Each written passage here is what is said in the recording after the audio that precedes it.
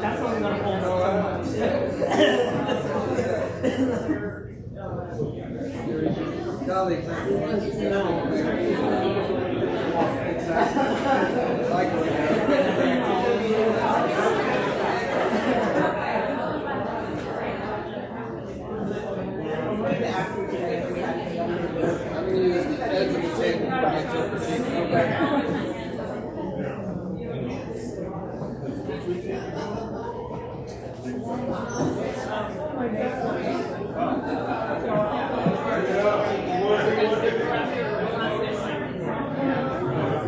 Migration.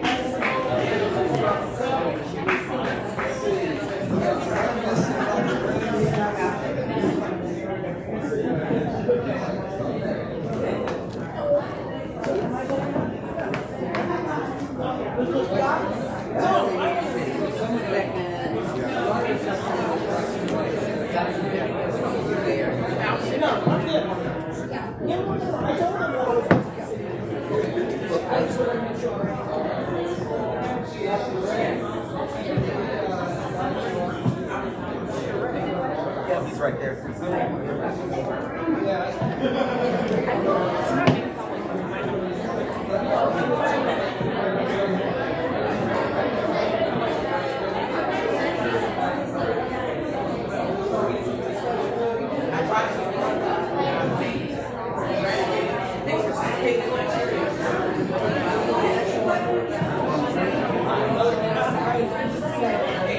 Yeah, I was just going to say again, but really for the first time. Yep. Maybe here. This is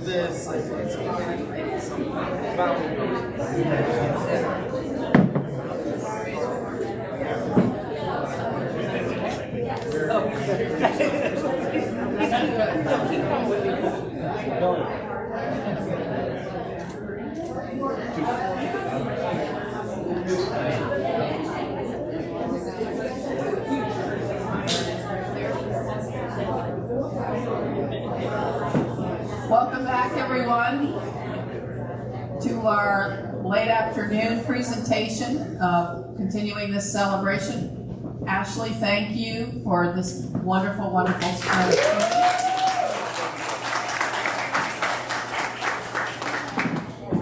We're going to have a chance now to hear from our scholars and visiting professors about their time here, and it's going to be hosted by the unforgettable, illustrious Scott Brsg.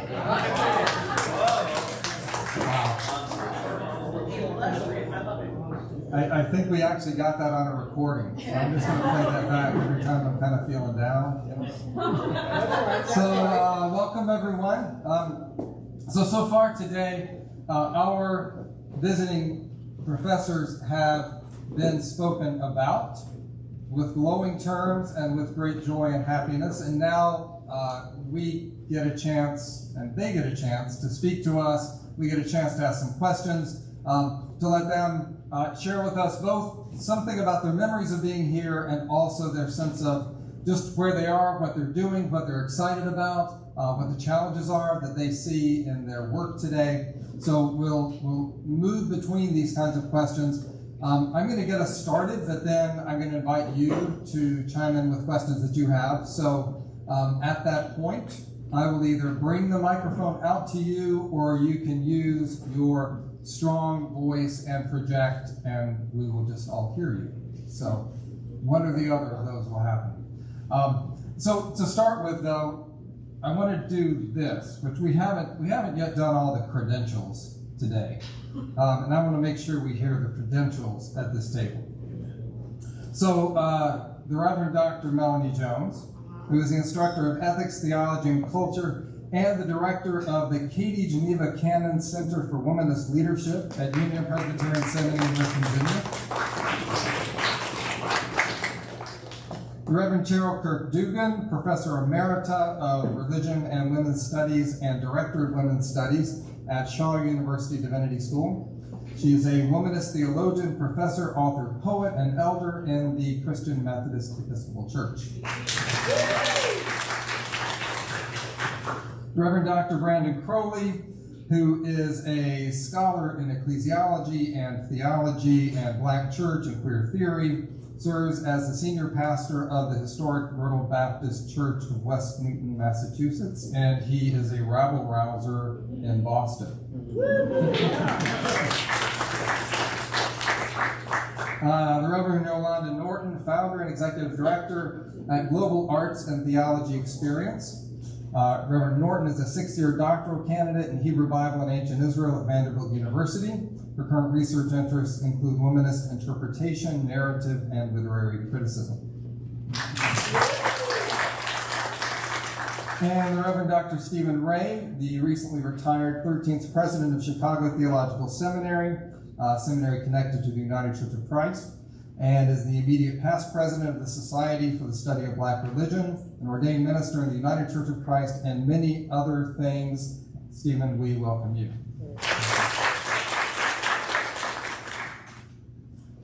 So this is mainly for the folks who have come and have now gone.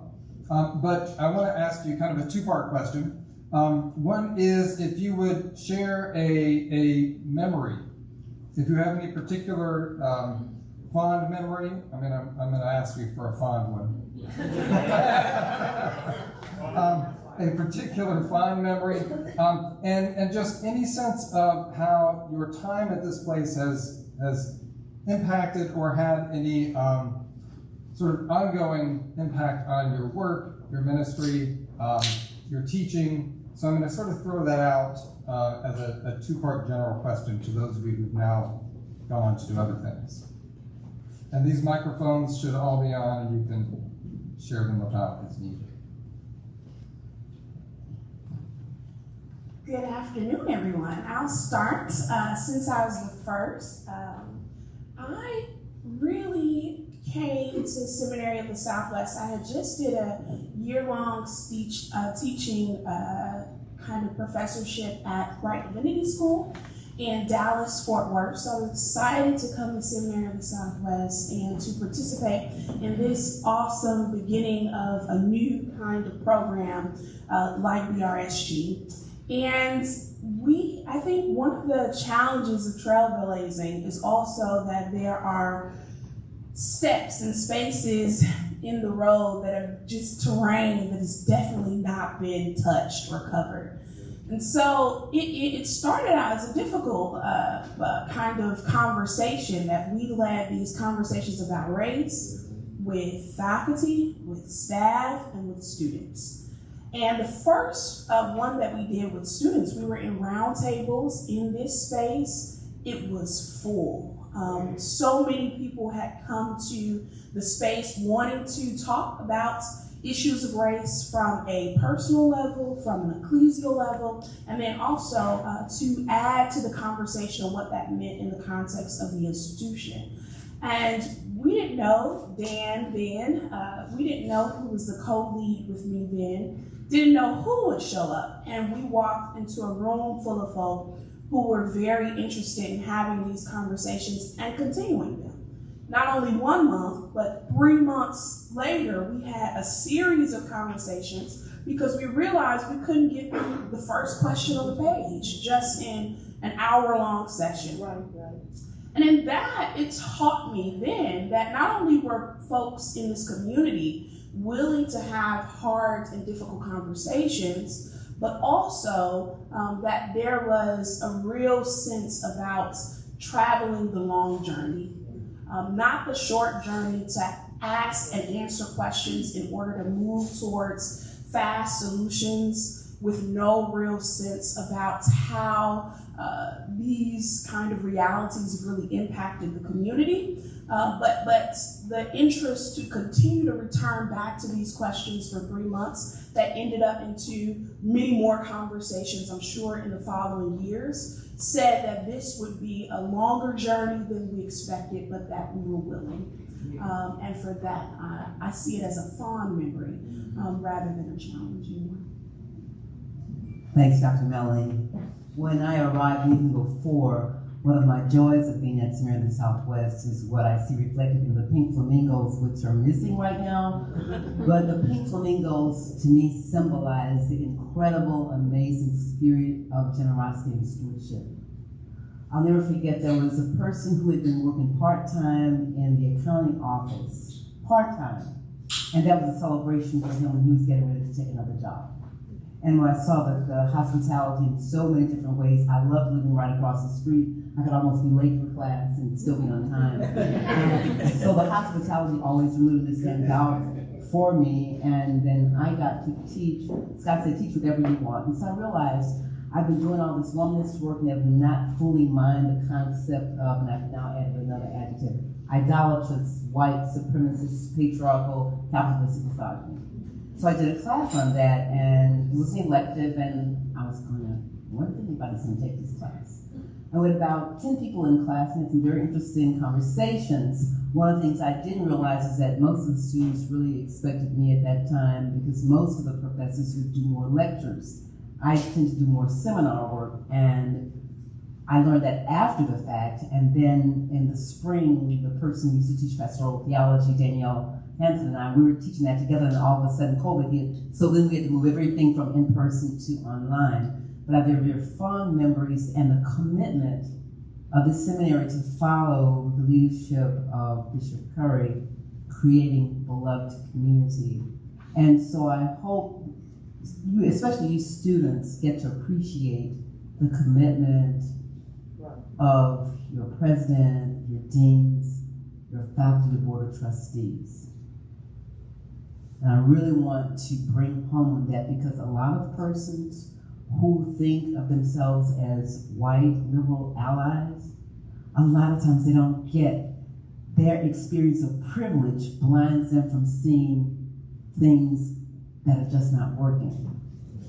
And what we have to realize, we all give everything the meaning it has to us. And of course, we see out of our own lived experience. Right. So unless, for example, if we've not been ever poor, we don't know what it means to be poor. We can read about it, we can watch movies about it, but until we've had this, do I get medication or do I feed my baby? Until we've lived in those spaces, we won't know it. And so the same things around issues of gender and ageism, ableism, the whole 9 yards. So that the seminary commits and continues to commit to say, yes, we have privilege. Yes, we have resources, and we want to expand. We want our students to be equipped to be able to walk with people who may not look the same, may believe differently, is something that I don't want, especially the students, to take that for granted. And so my challenge to you is all the things that you're learning here, at Seminary of Southwest, as you see Cynthia and Scott and others leading, invite you to continue to live into that reality. And again, thank you all for your leadership, especially you, Cynthia, and for the work that you've done, because this is not easy work. Yeah. And for them to make that kind of commitment means that they've had to have some very difficult conversations with board of trustee members, with fundraisers, with people who give money, the whole 9 yards. So thank you for that powerful move of liberation transformation.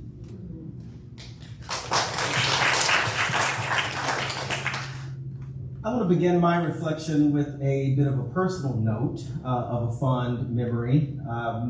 It was the moment when my mother-in-law passed, and I got to see the words and the ethics and the mission of this institution in real live motion. I was able to see it, as we heard in our sermon this morning. You didn't know me, you didn't know my husband, you didn't know my mother-in-law, but the number of handwritten letters that I got from individuals from the president on down, it was a really heartwarming experience for us, being in a place that was not home, and to be welcomed and to be brought into the fold. And so I want to say thank you, because that was a very difficult moment in our lives, and you gave us community to be able to thrive through it.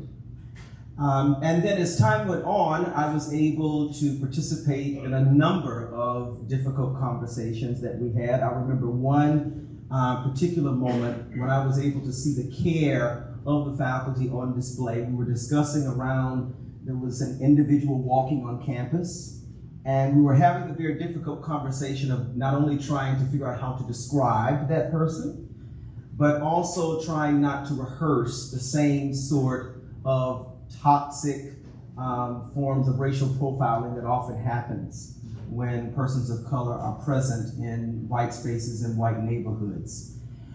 For me, when I initially received that email, I thought, I can't wait to see how this conversation is going to go. Because we've been talking about this work of equity and belonging. How will it play out in this moment? And once again, it was no quick fix. But watching the way that the faculty members not only tried to reflect the ethics, but even corrected each other with grace as we were all growing together in this conversation and in this work. And that was a very, very, very powerful moment for me to be able to sit to participate in that conversation and to watch how the conversation unfolded. And I honor the leaders of the school for the diligent work that they continue to do in that light. I think another fond memory that I'll share is a great deal of my time I spent relationship building and just getting the opportunity to get to know people, and not necessarily holding official conversations about race, but through developing those individual relationships with students, I had so many opportunities to have one-on-one conversations with students and faculty members, which I think sometimes we can undervalue, thinking that the performative nature of a panel or these sort of large sort of structural moves are the only ways to create social change and effective social change. But those one-on-one relationships I found to be not only life-giving for students, as they said it was, but also for me as being a part of this community. And that's one of my fondest memories, sitting on the yard, is it green? Lamont, okay, I want to make sure I got that right. In those chairs, one of whom I stole and took on our front porch that we all shared. But the number of times that I had conversations out on the Mott with students and with faculty members about how they were imbibing and digesting all of the change and the conversations that was going on helped me to also see the heart that exists within this community.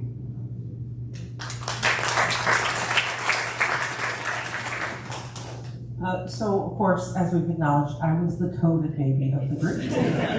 So I was, most of my experiences were virtual. And as Scott said earlier, it was really this moment when we decided that we were going to have a focus group with the students, and I jumped on leading that focus group mostly because, you know, when you're teaching in the classroom, the lingering before and after class gives you an opportunity to build community. And so I felt like, particularly for the students of color who were gonna feel isolated anyway, because we were in a pandemic, this was an opportunity to give them space to be heard, for me to be present, and to reflect back some things for the faculty. So it was wonderful to be in that space with the students and to hear how insightful and thoughtful and theologically rooted their reflections were about their time in this space, and then to go back to the faculty and the administration and to have difficult conversation, right? You hate to be the person who says some things that are hard and uncomfortable, but then to watch individual members of the faculty reach out and say, can we meet here and have this conversation? Can we talk on Zoom and have this conversation? I'm trying to make sense of this particular comment. And so to find spaces and creativity and ingenuity to continue those conversations when the world is collapsing around you. And to understand that there are some things that are catastrophe in a moment, and there's the catastrophe that we've been living in forever, right? That most of us were saying we are in two pandemics. Right. We're in the COVID pandemic, and we are dealing with the pandemic of racism, and we can't use one to hide from another. It was a really meaningful experience, and allowed me to feel kind of connected to the community as I wrestled alongside some of you in those conversations. So I was really grateful for the community's willingness to be uncomfortable and to hear hard things in that moment.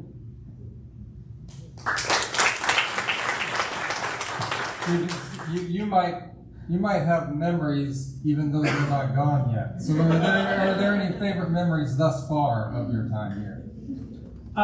Well, I have a tremendous storehouse of great memories.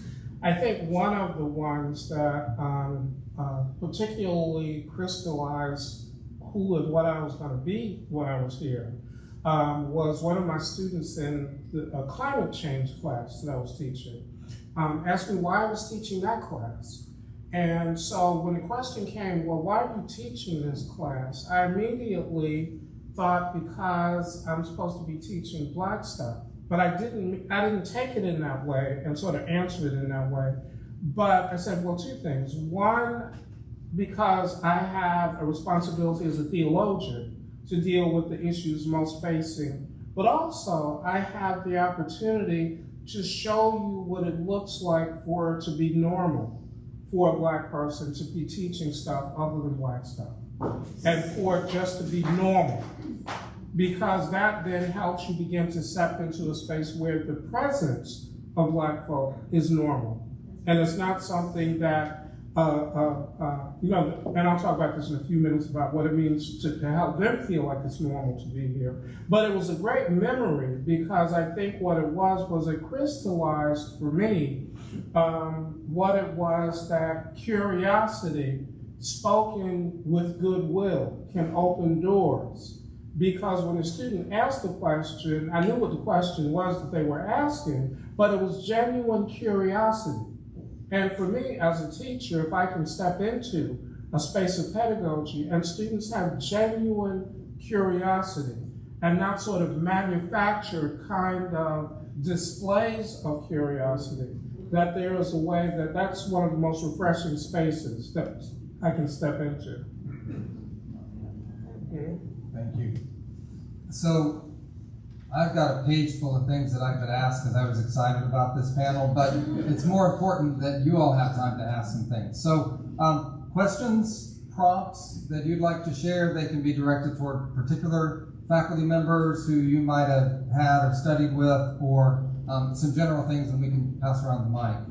So what's arising for y'all at this point?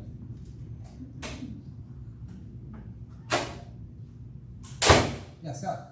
How, this is for any or all of you, how did you see the seminary grow in your time here, both in how I thought about race and people of color on campus and in the student body, as well as the faculty, as well as incorporating different ideas into the curriculum. You are here. And why do I say it like that? Because when I first got here, I'm not thinking Episcopalians are mostly white. It was like, oh, where are the other people? I had, wonderful students. Katie was one of the folks that I had in class. I had 3 black females, no black males. So you're here means that someone's been intentional in spreading the love and inviting, that you felt that you could be here, that you could grow here, that you could become a minister of the gospel here.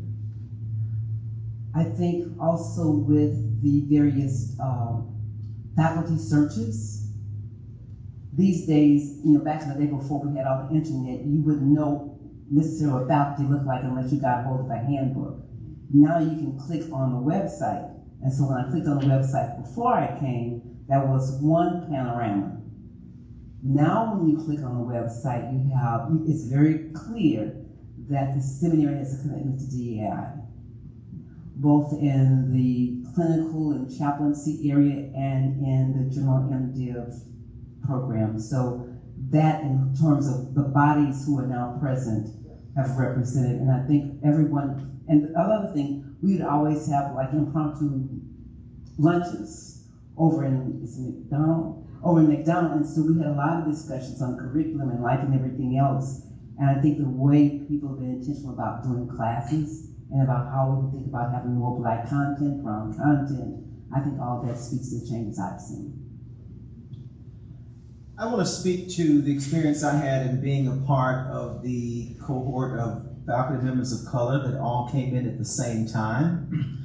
I think that, yes, I do want to celebrate that. I think I want to begin with reaching for low-hanging fruit, the very presence of that group of 3 individuals who came in from very diverse and different backgrounds. But it didn't stop there, because the relationship building that needs to take place in order to have one cohesive faculty, I was able to watch that as a bit of an insider-outsider. I was not on tenure track as my other colleagues and working with a official position as I was a visiting scholar. But I was able to be a listening ear for them as they were processing their experiences and also thinking about what their relations were to other faculty members and also to the school. And also being a part of some very hard conversations at times when we as faculty members of color had conversations with our colleagues about the whiteness of their syllabi and the types of offerings. And it was a beautiful moment often in that persons felt comfortable to share that they did not know of these resources. And so we were able to be in conversation as we were doing the process at the beginning of the semester of shaping the syllabi together. That process was one in which I saw growth. Also with students, I had a number of students who were very vulnerable and came and said, I don't know how to reach out to my black colleagues who are students. I don't know how to have a conversation. I don't know what to do. I had this conversation and I think I may have said something wrong while I was actually trying to do good, and I committed an offense. And I had the opportunity to be a sort of third party, a facilitator in those conversations. And I was able to watch over time. There was not a sort of blooming into this sort of Golden Girls relationship. I'm a Golden Girls fan. But it was beautiful to see the work that goes into becoming community and becoming the beloved community. And those difficult conversations, although they didn't always go well, I think it created this microcosm of the real world. Because the leaders that are being developed within this place will go out into the world, and these conversations are happening, or either they need to be happening in your local parishes. So I saw the growth not only happening in the students, but and believing that that work is going to trickle out into the parishes and to the diocese that these students will serve? I would say from my perspective, not just here, but in every kind of theological institution that I've worked in, progressive white people want to avoid calamity, right? You're trying to do your best to do no harm and to not have fracture.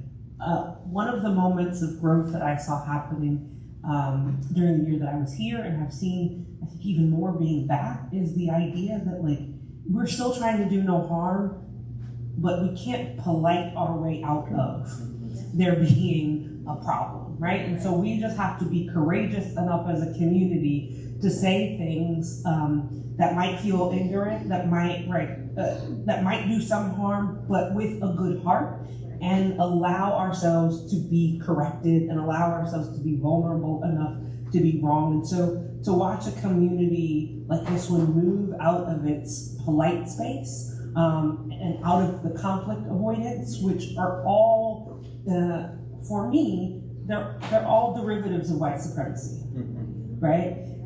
Means that you're kind of growing into a space where you can start to shed some of those components of white supremacy that might pervade this space.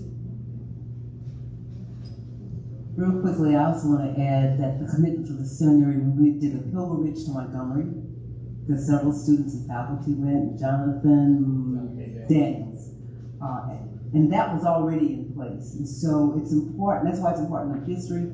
So the history of this place is to already be engaged in social justice and remembering and being aware of that race is an issue. And so we're continuing to build, and that's what's exciting, that we build and we learn and renew.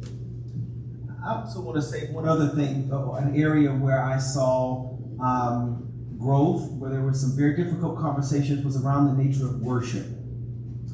And the openness and willingness to have difficult conversations around what worship looks like in different contexts and from different contexts. Difficult conversations around bringing Blackness into this space. What does that look like? What does that mean? And the ways that worship was questioned and challenged. And it was very difficult.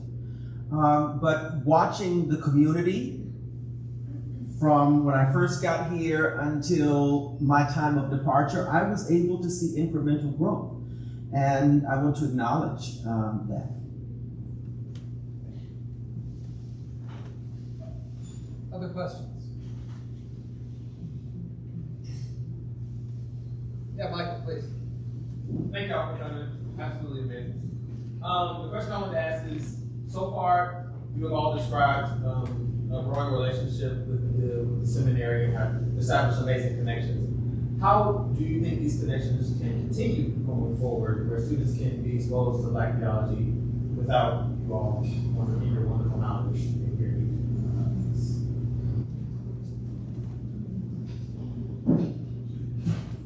Well, that's a good question. I mean, and I think that's the question of the hour, right? Is how is it that you continue to provide, and the way that I like to think about it, having worked in multiple schools in different roles, is the immediate commitment is to ensure that the content is available such that you don't have a situation as I've seen in other places, and you're also in the danger of here, I'm just going to name it, that someone can do their entire MDiv and never have the opportunity to engage in content.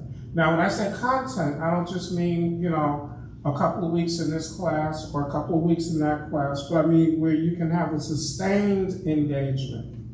And so that's the prior question, Micah, is how does the school ensure the delivery of content? Then you can begin to ask what kind of staffing is necessary in order to ensure the delivery of content on a consistent basis. Usually what schools do is they do it the other way around and understand why it confounds them. They ask, well, how do we hire somebody to do this? But that's not where you start at, right? You ask, how do we deliver the content? What do we need to do to staff that delivery? Because then you can ensure that it is always there and it's not left open to the vicissitudes of who happens to be on the market at this point in time. Yeah. Who happens to be getting close to finishing their degree at that point in time? Who wants to move to Texas in the first place? You know, so all these questions,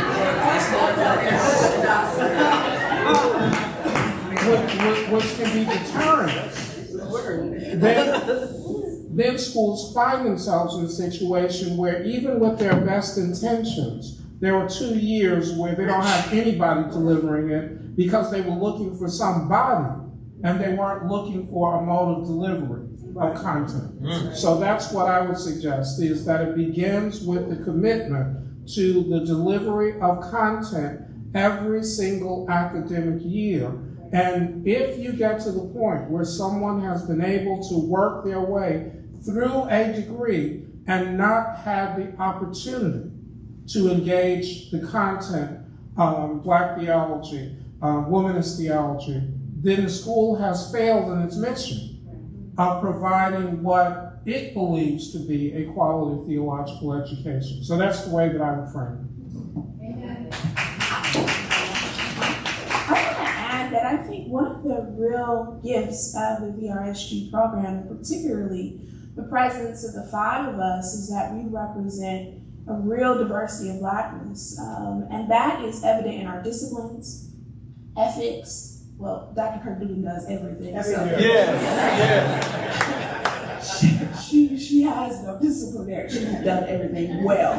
Practical theology, biblical studies, systematic theology, which says that our interests, not only in terms of our research interests, but also our ways in order to help improve the curriculum and what's happening in the classroom, came really from every area in terms of your theological education. I think, speaking to that point, just bringing one body only brings one discipline, or maybe 2. So this kind of investment in ongoing content makes it possible for there to be shared conversation across disciplinary interests, across research interests, across practice, not only just our discipline difference, but our denominational differences, our leadership in terms of the church. I mean, Brandon is a senior pastor, we're preachers. I mean, just so many gifts, I think, that speaks to the genius of the BRSG, but also speaks to the ways in which we were able to be present in the community. And I think that real fullness is what needs to be a part of what moves forward.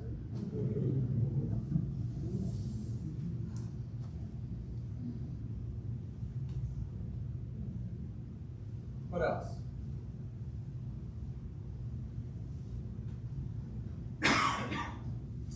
So I have a question. So if they don't have a question immediately, we have a question. And the question is posed to not just the administration, right, but also to the faculty, and also as an ongoing challenge to the student body, so student government. Right, one of the things about doing work with diversity and inclusion is that every single year you have an incoming class that has not done that work. So whatever you accomplished over this past year and the year before, you have a new incoming class that has not done that work. So how is it that you build the doing of the work so that, and Scott and I have spoken about this, so that it becomes so deeply embedded in the student body that you teach each new coming class how to have these commitments? Because when you come to seminary, you trust your advanced peers more than you do your professors. I mean, your first semester, you kind of halfway trust your professors, but you trust the people who have been here for 2 years or 3 years. So how do you cultivate that such that the students become the ones who are the bearers of these commitments? Because if you only house it in the faculty and the administration, every single year there's a new incoming class with whom you have little or no credibility. in terms of talking about how to shape the community. And the second question, which is deeply embedded in that one, is that early on in doing the work that you're doing, your project is asking, how do we make it normal for Black and brown folk to be around, right? How do we make it normal so that people aren't looking like, well, why are you here? That's only one question. The other question is, how do you create an environment in which they feel normal being here and not simply as walking displays of your commitments?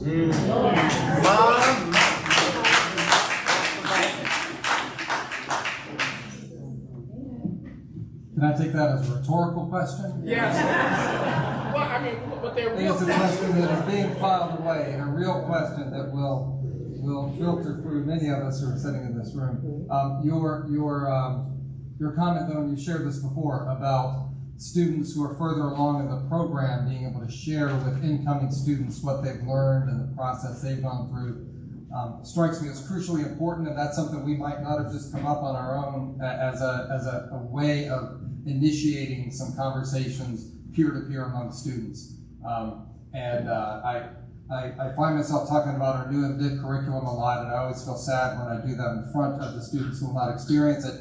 But just know that all of you experienced it, just not in the intentional way we're going to try to put it into place going forward. That said, one of the things that we're going to be able to do is take our the new students have to have class on Friday morning. You're happy about that.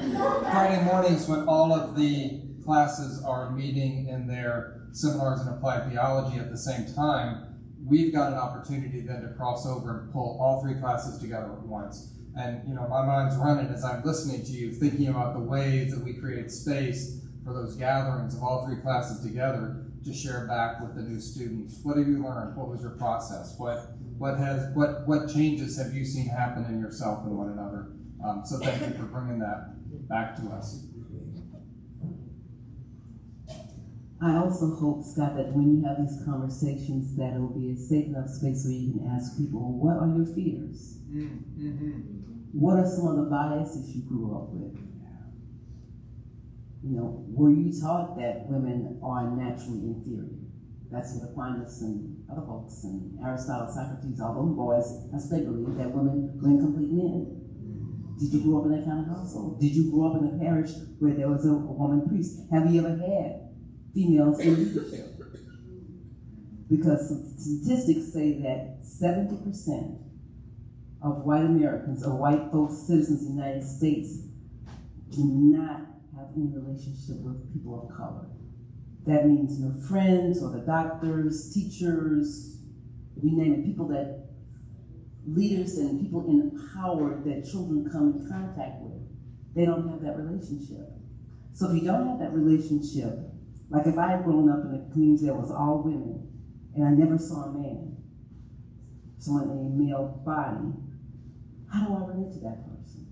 Well, if I'm maybe naturally curious or if I'm very confident in who I am, that might be an easy segue. But if I'm fearful, and if all I've seen is television movies about men beating up women, or men being brutal and angry and patriarchal, then that's the concept I walk into the room. I'm judging people before I ever meet them because that's the image that I've seen. So I think it'll be really, really important to find out, and that's where the counseling staff can come in and help with that process. What are your fears? What type of encounters have you had? What barriers? What trauma? What lies do you need to unlearn so you can be fully present and actually meet a person who's different from you and be in the beloved community? Mm-hmm. And not only be in beloved community, but trust their authority. Yes. Right? The reality is that for most Black scholars, when you enter the classroom, because people don't have this unchecked bias, when you see a Black person in front of you and you're supposed to trust that they have the authority to give you the knowledge about your sacred text, about ethics, about theology, it's disruptive in and of itself. And so people already have something in place that prevents them from learning unless we provide an environment where we can have an honest conversation about what is triggering people and what's a barrier for folks in their learning. Thank you. I see a couple of hands. Tatiana, you haven't asked a question yet. Hi, 2 questions. How do you define the love community? And second question, what has been your experience working with non-physical students, and do you think moving forward this is a space to recruit more non-physical students? Yeah. Can I just ask that last question back to you? Do you feel like this is a safe space to recruit non-physical students? Okay.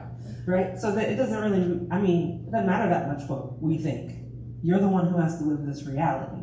So the best that we can do as faculty is support you as you're trying to navigate something that feels hostile, right?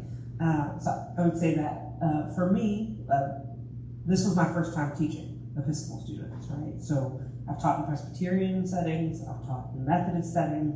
I'm neither of those things. And so I think in certain ways it offers new opportunity to think about how you can disrupt the order in your pedagogy, right? So part of what I tried to do, what Steve and I tried to do in our class was to say, why do you approach this text as an Episcopalian this way? And what can we offer you as some resources that are not Episcopalian in how you approach biblical studies this way? Because while you come into this space because of its kind of ecclesial affiliation, this is the only opportunity that some of you will have to encounter something that's not Episcopalian. And so as thought progenitors, that's our responsibility, is to help you think about something beyond the book of discipline. Yes, and I'll just echo what you were saying. So I presently teach at HDS as a lecturer, and we've been having this conversation around different religious traditions, persons who are coming into HDS, and the traditional curriculum has been overtly Christian in many ways. And it was really thinking around, well, there was questions being posed. Why are we wanting to attract students from different religious traditions if we do not have offerings that meet their specific needs? Are we trying to diversify the population but force those people into pigeonholes to say, well, you have to perform your existence in this way if you're going to be in this space? Or do we start a separate track that acknowledges that difference? And I, like you, this was my first time teaching in an Episcopal seminary. HDS is very diverse, and BU is very United Methodist. And so even at BU, that conversation is having around students of color who are coming who are not United Methodist. So in both of those instances, it was creating a track that really specifically addressed the needs of those students that the admissions office was trying to attract and diversify the student body. I think I'll add to that. All of us were trained ecumenically. And that means we went to a multiplicity of institutions prior to coming into teaching that had a wide range of denominational kind of affiliations. In the same token, the future of theological education requires that we think much more expansive in terms of our vision of attracting new students. And I would argue that from Presbyterian to Disciple Christ to UCC to United Methodist are all thinking about ways in which they can continue to attract students, but also ensure that they're offering both rigorous class curriculum as well as exciting program that engages a diversity, right, of thinkers and folks who are attracted to that program in order to be sustainable. That's the honest truth, because of what we're up against in terms of interest, in terms of theological education. And so I think it is not just can non-Episcopalian students be safe here, but Seminary Southwest has to really take on this real interest towards making this circle much wider in order to be competitive for the next generation of religious leaders.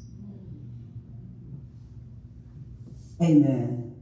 And to that point, all seminaries and all departments of religion, given the amount of fear, look at what's happened with the United Methodist Church.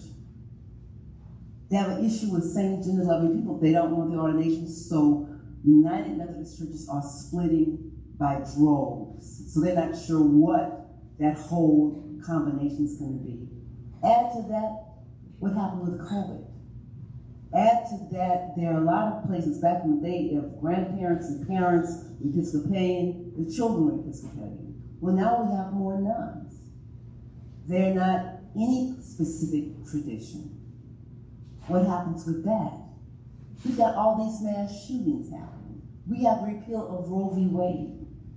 There are a lot of issues that smart thinking schools of theology will need to figure out. How do we equip people who are doing ministry in traditional, quote unquote, and non-traditional ways? And the churches are going to rethink doing ministry, because some of the folk who have gotten very comfortable being in their PJs, watching the mass, watching service on a screen, sipping their coffee or their tea or whatever, and hitting the Cash App and sending their tithes. Some of them are not coming back, so we have churches in person, and the people are going to stay in person. Here in Austin, this is a huge cosmopolitan area. But from where I am, for example, in North Carolina, we've got about 6 or 7 major cities. But the large majority of North Carolinians are from rural settings. I know of ministers that did not have a hot spot. So they had services, Reverend, conference call. Think of what that does. And not only that, in a lot of our rural areas, because we send a lot of our meals and other kinds of systems of production either to China or south, the kids that are in high school right now, when they go to college, they're not coming back to those small towns. So what's going to happen to those churches? A lot of those churches are dying. What does that say to the denomination? That let's say if you've got 100 churches in an area in Texas, and within 15 years, everybody's over 70 in the church. So we have a lot of serious questions we have to ask and answer. And for example, one of the things, I love about my sister friend, Dr. Stacy. Stacy has her theological education. She went back and got an MBA. So she knows how to think from a business perspective. She knows how to think as an entrepreneur. And so what happens for anyone who graduates from SSW or any other place? Can you read a spreadsheet? If your church does not have an endowment and your population has dwindled and or people have moved out of the city or wherever you are, how are you going to keep the church going? Do you need to close? Do you need to merge with another church? How do you expand? So does the seminary need to have a program where you're taking business courses and some more psychology courses so that you can deal with all the mental illness? I mean, I know we've noticed the amount of suicide, the fentanyl addictions. I mean, people are dropping by flies because of all the pain. So how do we preach? How do we teach? How do we do church administration? How do we do pastoral care and then keep the doors open? Because if we don't have warm bodies, and if there's no endowment, we will have at least no physical church. We know the body of Christ always lives because we're the body. But what happens to the institutional church? What kind of conversations do you all seminarians need to have with Bishop Michael Curry, for example? Our time is moving along, and I heard Tatiana's other question that I think would be a great one for us to end on, if I could just invite all of you. I believe the other question was, how do you define beloved community? Is that so? I'd love to hear from each of you, if you're willing. How do you define beloved community? By first asking the unloved. By which I mean the folk who you imagine are going to be a part of the beloved community, but don't have eyes to see that they are not even a part of the community that's on the road to. So that in this context, The unloved are those that you like someone because they're a nice person and they have a nice style, a nice smile rather, and you think that they bring interesting questions, but you don't like them enough to hear when they say that I have no place here. You don't love them enough to hear when they say that I have pain here. You don't love them enough to hear when they say, I don't know that I have a future here. So the conversation about the beloved community begins with the unloved and not with those who are generously loved and presume that that's normative for everyone.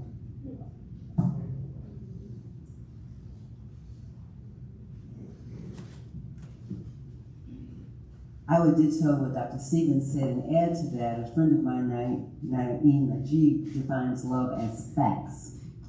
Freedom, appreciation, compassionate communication, trust, and sincerity. When we experience those phenomena, those criteria, and we're able to extend that to others who don't look like, think like, or act like us, and I think we start to follow what beloved community is. And I like Luke 10, 25 to 27. When Jesus is asked, what must I do to be saved in one gospel? Another one said, what is the greatest of the Hebrew laws? Another gospel, the synoptic, says, what must I do for eternal life? And all three questions is love God, love self, and love neighbor. And many of us don't love ourselves if we tell the truth. So I would invite us to, as you continue the rest of this semester and go into the summer, what does it look like for you to love you? What behaviors need to change so that if I can love myself, I can have the space to love people who I'm afraid of?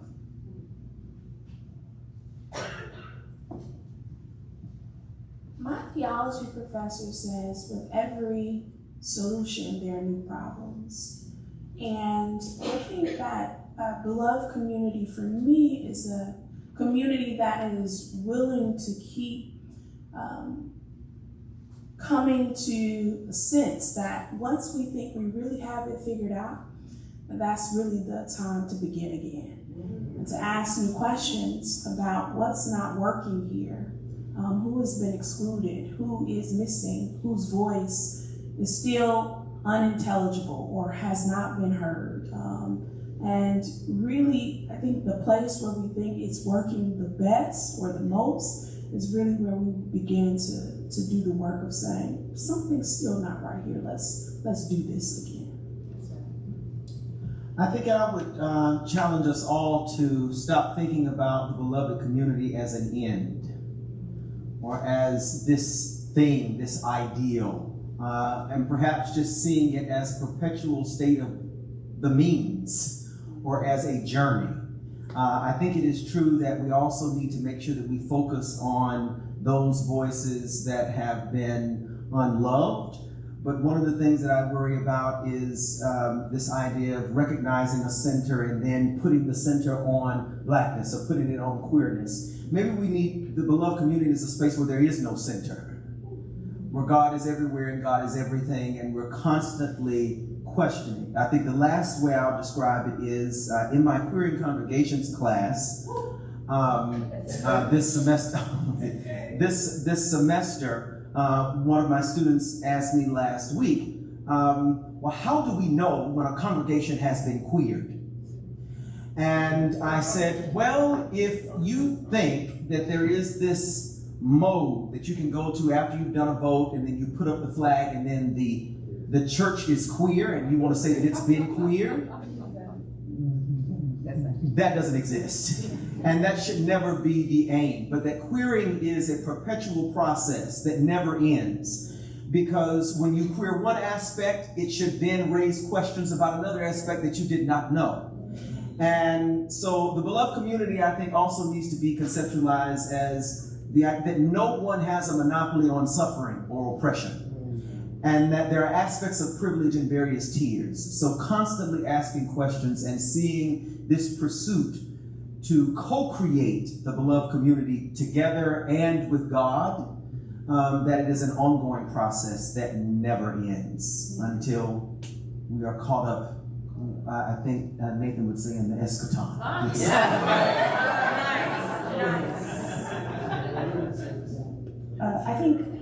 I think of beloved community within the context of a family system, right? So as a kid, you don't always like your siblings, right? And as a kid, it's your parents that make you continue to draw back to that.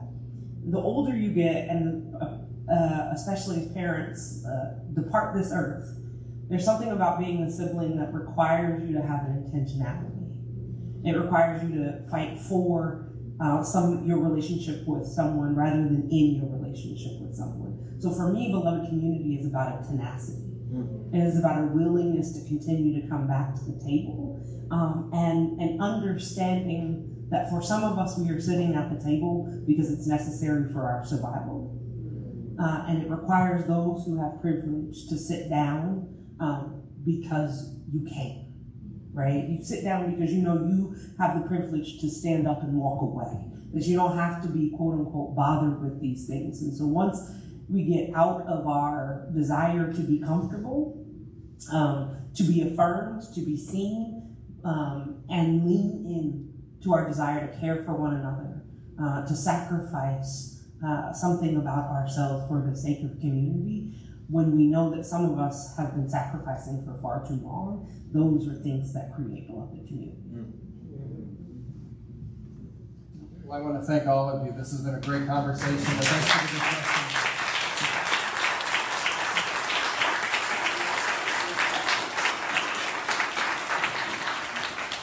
We have a few more minutes to just hang around, grab some more snacks, have a little conversation. But thank you all for coming.